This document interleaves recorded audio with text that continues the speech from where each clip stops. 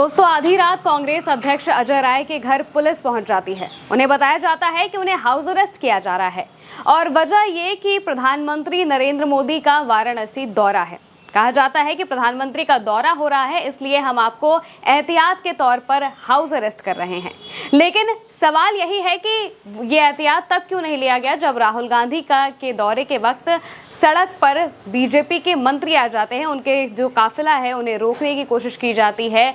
ये एहतियात तब क्यों नहीं लिया गया था, ये सवाल कई लोग पूछ रहे हैं। और साथ ही आपको ये भी बता दें कि सिर्फ अजय राय ही नहीं बल्कि कांग्रेस के करीब 100 से ज्यादा ऐसे कार्यकर्ता हैं, नेता हैं जिन्हें हाउस अरेस्ट किया गया है सिर्फ इस वजह से क्योंकि नरेंद्र मोदी का वाराणसी में दौरा होना है। अब इसके पीछे भी क्या वजह है हम आपको बता देते हैं। दरअसल अजय राय ने पिछले दिनों ये ऐलान किया था कि जब वाराणसी में प्रधानमंत्री का दौरा होगा तो वो विरोध प्रदर्शन जरूर करेंगे। विरोध प्रदर्शन किस लिए करेंगे? वोट चोरी के मुद्दे को लेकर उन्होंने कहा कि जब वो यहाँ पर आएंगे तब हम विरोध प्रदर्शन करेंगे, क्योंकि जब से राहुल गांधी ने वोट चोरी को लेकर अपना एटम बम फोड़ा है, इसके बाद से ही बताया जा रहा था कि अगला बम वो बनारस को लेकर फोड़ सकते हैं। इसकी पुष्टि अजय राय ने भी की थी और इस वजह से उन्होंने कहा था कि हम इसका विरोध प्रदर्शन करेंगे, उनके दौरे का विरोध करेंगे।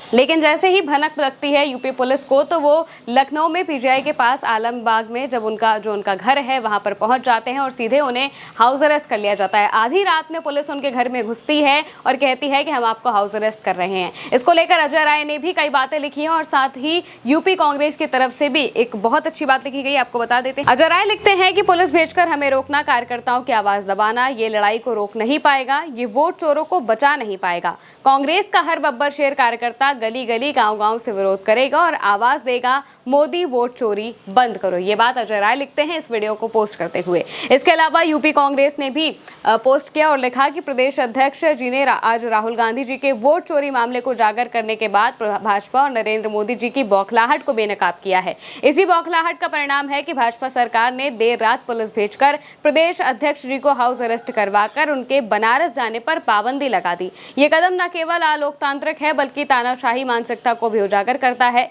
विरोध प्रदर्शन करना और जनहित के मुद्दे उठाना किसी भी लोकतांत्रिक व्यवस्था की रीढ़ है, लेकिन मोदी सरकार जनता से जुड़े सवालों से भाग रही है और सच्चाई सामने आने से डर रही है। कांग्रेस पार्टी इस अलोकतांत्रिक कार्रवाई की कड़ी निंदा करती है और जनता से अपील करती है कि वो इस तानाशाही प्रवृत्ति के खिलाफ एकजुट होकर अपनी आवाज बुलंद करे। दोस्तों, लखनऊ में जब अजय राय अपने घर पर होते हैं उसके अगले ही दिन यानी कि 11 सितंबर को आज प्रधानमंत्री का वाराणसी में दौरा होना होता है और इसी के एक रात पहले ही अजय राय को अरेस्ट कर लिया जाता है, हाउस अरेस्ट कर दिया जाता है, यानी कि उन्हें घर से निकलने पर भी पाबंदी लगा दी जाती है कि वो अपने घर के बाहर नहीं निकल पाएंगे। लेकिन अजय राय ने ये इस बात को स्पष्ट कर दिया कि चाहे 4 कांग्रेस के कार्यकर्ता ही क्यों ना हो, लेकिन विरोध तो होगा और विरोध होना जरूरी भी है, क्योंकि लगातार वोट चोरी का जो मुद्दा है इस पर बीजेपी के लोग शांत ही दिखाई दे रहे हैं। कोई भी जवाब सामने नहीं आता है। जब चुनाव आयोग से सवाल पूछा जाता है तो वो भी कोई जवाब नहीं देते हैं।